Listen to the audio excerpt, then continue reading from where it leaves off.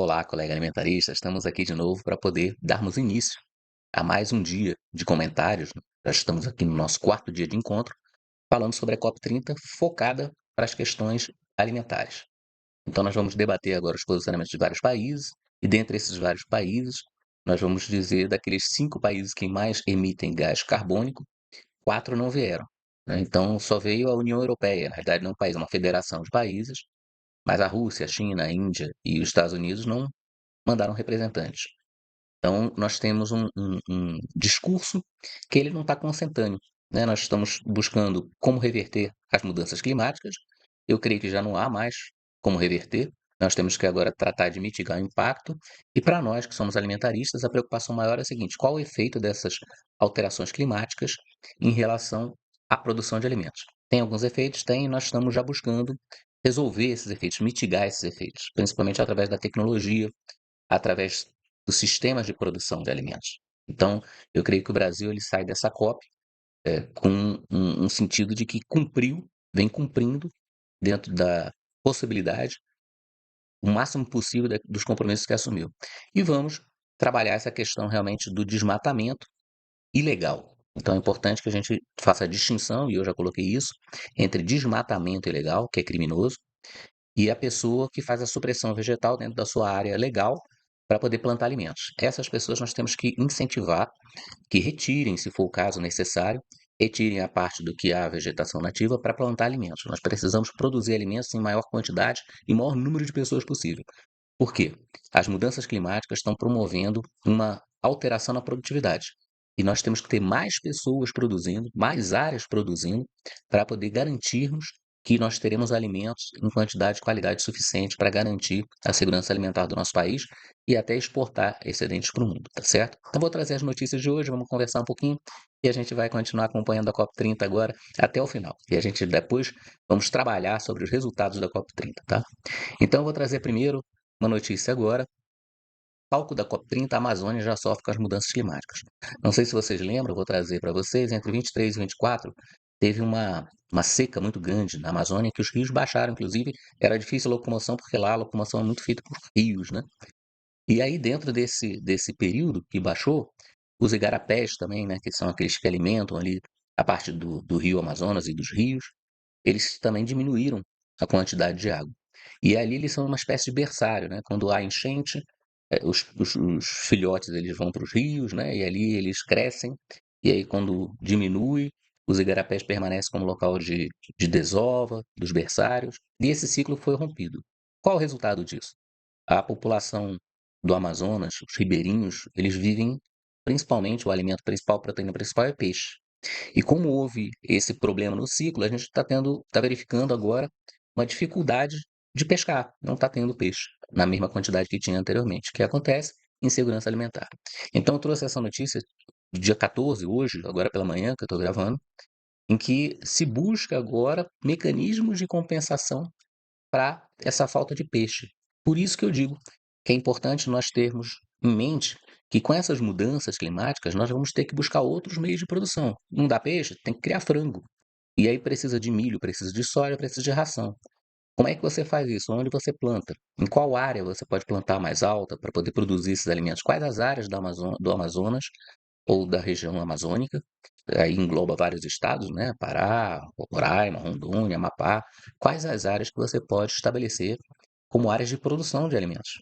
Seja para produção de ração, de alimentos básicos da ração, 70% da ração é milho, soja. Quais áreas que a gente pode utilizar? Na Amazônia, a gente tem a ideia de uma floresta somente, né? Mas tem áreas da Amazônia que são uma espécie de cerradão, né? Então, você pode utilizar essas áreas para plantio.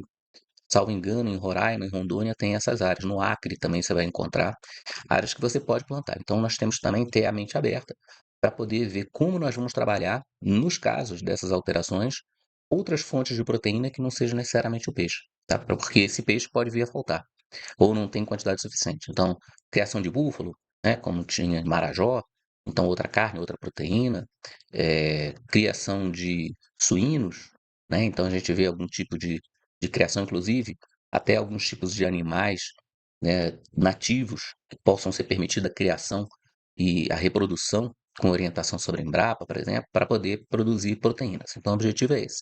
Como a gente pode substituir? Então eu trouxe essa notícia para poder comentar isso, e vou trazer uma outra notícia, que é aquilo que eu já havia falado, né, COP30.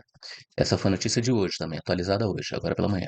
No Pavilhão Brasil, países discutem caminhos para realizar transição para longe dos combustíveis fósseis. Representantes do governo do Brasil, o Brasil ele já tem uma matriz de biocombustíveis que ele pode utilizar. Estamos aperfeiçoando cada vez mais o diesel vindo de matrizes renováveis, né? De plantas. E já temos o álcool, o etanol. Então, tem um ex-ministro da Agricultura, doutor Antônio Cabreira, que ele fala exatamente sobre isso. Ele comentou, fez uma colocação num artigo que eu achei muito lúcido lá no LinkedIn, em que ele fala que é um paradoxo. Teve um problema de falta de energia, eles colocaram 130 geradores movidos a diesel, só que o diesel não é aquele diesel 100% renovável, né, que seria de plantas. É o diesel normal. Então, estão debatendo sobre transição para longe dos combustíveis fósseis, queimando o combustível fóssil a rodo, né? Então, representantes do governo Brasil, Colômbia, Quênia, Reino Unido, Alemanha, França e Dinamarca e pesquisadores defenderam a Conferência de Belém, que a Conferência de Belém traga avanços no tema. Vai trazer, mas não vai dar resultado, porque os grandes países que realmente consomem esse combustível, eles não estão presentes. Então é enxugar gelo, tá? O problema é que o CO2 ele não fica só em cima do país. Ele vai se espalhar por toda a atmosfera, não é isso? Que nós associamos ao aquecimento global, que formou-se um grande cobertor ao redor da Terra. Então, se os outros países continuam produzindo, qual o efeito que tem Quênia, Colômbia, né, reduzir a produção? Com todo respeito, mas são países que não têm uma produção de combustíveis fósseis significativa. A Alemanha consome muito, Reino Unido, não sei, França também não posso dizer, Dinamarca, né? Então, é sem efeito, tá? Então, volto a repetir, discutir isso de combustíveis fósseis é você bater numa tecla que já está perdida. Já tivemos ano passado um aumento de 1,5 graus, que era a meta que nós queríamos que acontecesse só em 2050. Então nós já passamos a fronteira da queima do combustível fóssil e não vai parar, não vai ter transição. Quando a transição realmente ocorrer, talvez seja por esgotamento dos combustíveis, que eu não vejo em curto prazo.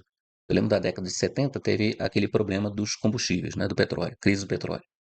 E aí cada vez mais foram descobertos novos locais de extração.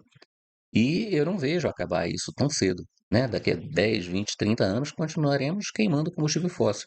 Tem alternativas? Tem. O Brasil tem várias alternativas? Tem. A matriz do Brasil é limpa? É. A principal emissão do Brasil é o desmatamento.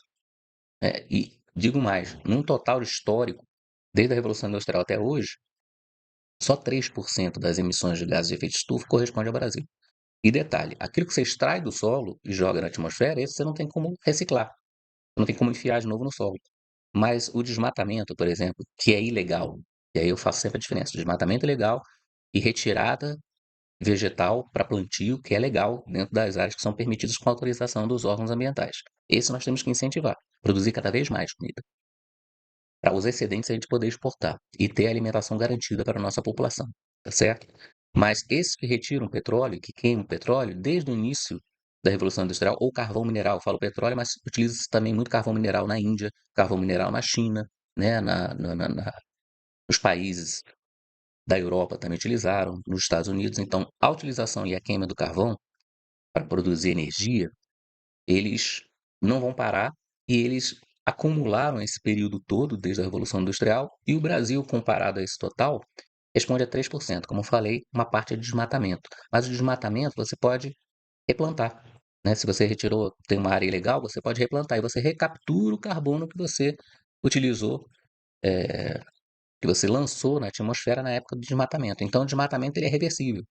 Agora, a retirada de combustível fóssil do solo não é, você não tem como enviar de novo para lá. O desmatamento, a própria planta utiliza o CO2 para poder fazer o seu ciclo de crescimento. Então o Brasil está na frente. A gente não tem que ficar mais discutindo ou assumindo o compromisso. A gente tem que assumir o compromisso seguinte: nós já temos uma matriz extremamente limpa, nós somos o país com a melhor agricultura tropical do mundo e nós vamos produzir alimentos e utilizar a nossa área da forma que nós quisermos. Nós somos soberanos. Então nós temos que garantir a nossa soberania alimentar e não abrir mais mão, tá certo? Para outros países, por acordos, qualquer que sejam, de utilizar o nosso solo. Isso para mim é pacífico, né, já ficou demonstrado aí que não vai dar resultado. Olha só, Quênia, Dinamarca, Colômbia, não vai dar certo, tá, gente? Então, me desculpem aqueles que acreditam que há possibilidade de reversão, mas não há. Então, o que que eu acho que nós temos que fazer? Aí eu trago aqui a agenda de ação, tá, que foi colocada para a COP30 e coloco principalmente a atenção no item 3, transformação da agricultura e sistemas alimentares. É nisso que nós temos que focar, tá certo? Setor de energia, indústria de transporte na nossa área, tá certo? Gestão sustentável de floresta também pode ser, oceanos e biodiversidade, porque ali você pode tirar alimentos também. Então, o 2 e o 3 eu creio que seja o principal. E promoção de desenvolvimento humano e social também pode ser, lá o 5, porque nós temos empregos dentro dessa área, no setor de agronegócio. O pessoal fala, no campo tem pouco emprego. Tem, pode ser, mas nas agroindústrias tem muito, na distribuição tem muito, no processamento tem muito. Então, principalmente o foco na transformação da agricultura e sistemas alimentares é que nós temos que ter. Então, uma agenda de ação. Acabou essa história de nós falarmos, um compromisso, agenda de ação. Vamos focar como a gente vai agir. Então, nós vamos transformar a agricultura e sistemas alimentares. É isso que nós temos que fazer. E para isso, nós temos que ter o pragmatismo de quem já trabalha com isso e trouxe a gente até o ponto que nós chegamos. E aí eu trago a, a série da Grisone, que a Embrapa está participando, e aí, jornada pelo clima. Aí que nós temos que focar, né? Quem já trouxe a gente até aqui e promoveu, ajudou a promover a nossa Revolução Verde, a chegarmos nesse ponto de produção de alimentos. E olha só o que a Embrapa traz aqui. Publicações que unem ciência, agricultura e floresta. Agricultura tropical sustentável e resiliente. Ganha força com produção baixo carbono. Então é isso. Nós temos a tecnologia. Vamos mostrar para o mundo como é que é exportar essa tecnologia. Tá? E não mais ficar assumindo compromissos. Nós vamos utilizar o nosso solo da maneira que nós quisermos utilizar, porque nós sabemos utilizar. 66, quase 66% da área do Brasil são áreas preservadas, certo? São áreas de vegetação nativa. Então nós conseguimos produzir aí em 34%, em 24%, né? 66, 70, 34%, os alimentos, tudo que nós consumimos e já somos líderes em várias áreas de produção. Então, e nós podemos utilizar também, existe uma pesquisa, eu vou conversar com vocês, demonstrando que o Brasil, a área mais ampla, possui 128 milhões de hectares de pastagem, que essas pastagens vão ter graus de degradação, são pastagens às vezes muito antigas, e você pode recuperar e utilizar agora de forma integrada essas pastagens todas, mesmo elas sendo pastagens mais novas.